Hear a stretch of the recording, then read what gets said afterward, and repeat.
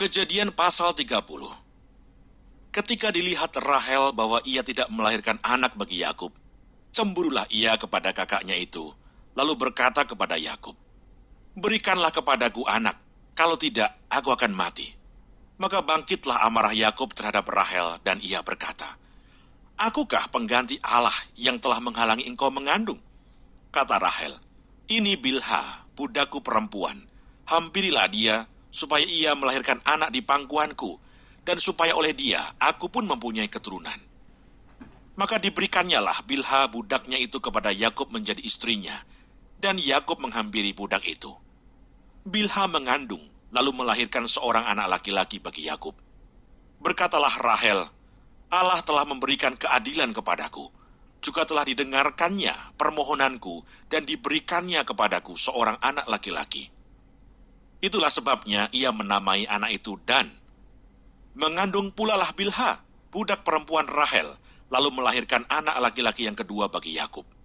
Berkatalah Rahel, "Aku telah sangat hebat bergulat dengan kakakku, dan aku pun menang."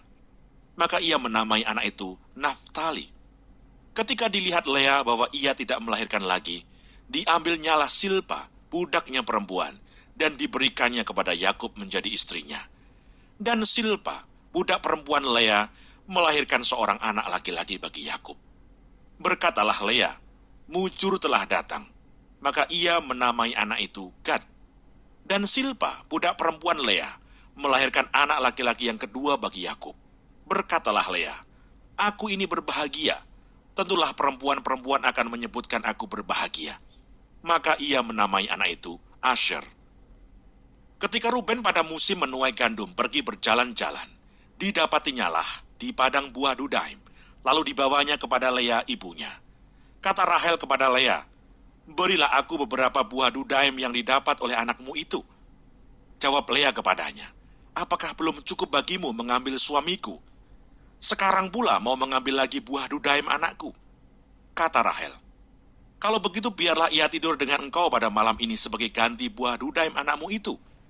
Ketika Yakub pada waktu petang datang dari padang, pergilah Lea mendapatkannya sambil berkata, "Engkau harus singgah kepadaku malam ini, sebab memang engkau telah kusewa dengan buah Dudaim anakku."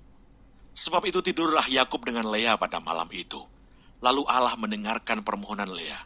Lea mengandung dan melahirkan anak laki-laki yang kelima bagi Yakub. Lalu kata Lea, "Allah telah memberi upahku, karena aku telah memberi budakku perempuan kepada suamiku." Maka ia menamai anak itu Isakar. Kemudian Lea mengandung pula dan melahirkan anak laki-laki yang keenam bagi Yakub. Berkatalah Lea, "Allah telah memberikan hadiah yang indah kepadaku. Sekali ini suamiku akan tinggal bersama-sama dengan aku, karena aku telah melahirkan 6 orang anak laki-laki baginya." Maka ia menamai anak itu Zebulon. Sesudah itu ia melahirkan seorang anak perempuan dan menamai anak itu Dina. Lalu ingatlah Allah akan Rahel. Allah mendengarkan permohonannya serta membuka kandungannya. Maka mengandunglah Rahel dan melahirkan seorang anak laki-laki. Berkatalah ia, "Allah telah menghapuskan aibku." Maka ia menamai anak itu Yusuf sambil berkata, "Mudah-mudahan Tuhan menambah seorang anak laki-laki lagi bagiku." Yakub memperoleh ternak. Setelah Rahel melahirkan Yusuf, berkatalah Yakub kepada Laban, "Izinkanlah aku pergi, supaya aku pulang ke tempat kelahiranku dan ke negeriku. Berikanlah istri-istriku dan anak-anakku yang menjadi upahku selama aku bekerja padamu, supaya aku pulang, sebab engkau tahu betapa keras aku bekerja padamu." Tetapi Laban berkata kepadanya, "Sekiranya aku mendapat kasihmu, telah nyata kepadaku bahwa Tuhan memberkati aku karena engkau." Lagi katanya, "Tentukanlah upahmu yang harus kubayar, maka aku akan memberikannya." Saud Yakub kepadanya, "Engkau sendiri tahu bagaimana aku bekerja padamu, dan bagaimana keadaan ternakmu dalam penjagaanku. Sebab harta milikmu tidak begitu banyak sebelum aku datang, tetapi sekarang telah berkembang dengan sangat, dan Tuhan telah memberkati engkau sejak aku berada di sini. Jadi bilakah dapat aku bekerja untuk rumah tanggaku sendiri?" Kata Laban, "Apakah yang harus kuberikan kepadamu?" Jawab Yakub, "Tidak usah kau berikan apa-apa kepadaku. Aku mau lagi menggembalakan kambing dombamu dan menjaganya, asal engkau mengizinkan hal ini kepadaku.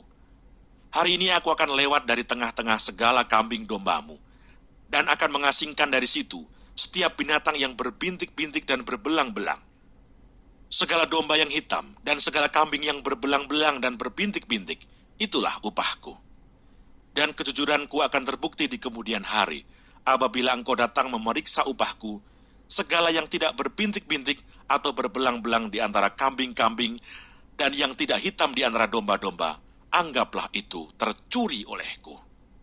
Kemudian kata Laban, baik, jadilah seperti perkataanmu itu.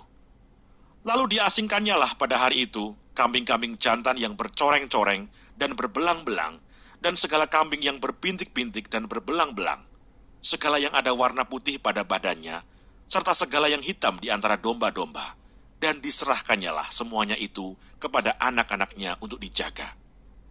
Kemudian Laban menentukan jarak 3 hari perjalanan jauhnya antara dia dan Yakub. Maka tetaplah Yakub menggembalakan kambing domba yang tinggal itu. Lalu Yakub mengambil dahan hijau dari pohon hawar, pohon badam, dan pohon berangan. Dikupasnya lah dahan-dahan itu sehingga berbelang-belang sampai yang putihnya kelihatan. Ia meletakkan dahan-dahan yang dikupasnya itu dalam palungan, dalam tempat minum, kemana kambing domba itu datang minum, sehingga tepat di depan kambing domba itu. Adapun kambing domba itu suka berkelamin pada waktu datang minum. Jika kambing domba itu berkelamin dekat dahan-dahan itu, maka anaknya bercoreng-coreng, berbintik-bintik, dan berbelang-belang. Kemudian Yakub memisahkan domba-domba itu. Dihadapkannya kepala-kepala kambing domba itu kepada yang bercoreng-coreng, dan kepada segala yang hitam di antara kambing domba Laban. Demikianlah ia beroleh kumpulan-kumpulan hewan baginya sendiri, dan tidak ditempatkannya pada kambing domba Laban. Dan setiap kali apabila berkelamin kambing domba yang kuat, maka Yakub meletakkan dahan-dahan itu ke dalam palungan di depan mata kambing domba itu, supaya berkelamin dekat dahan-dahan itu. Tetapi apabila datang kambing domba yang lemah, ia tidak meletakkan dahan-dahan itu ke dalamnya. Jadi hewan yang lemah untuk Laban dan yang kuat untuk Yakub.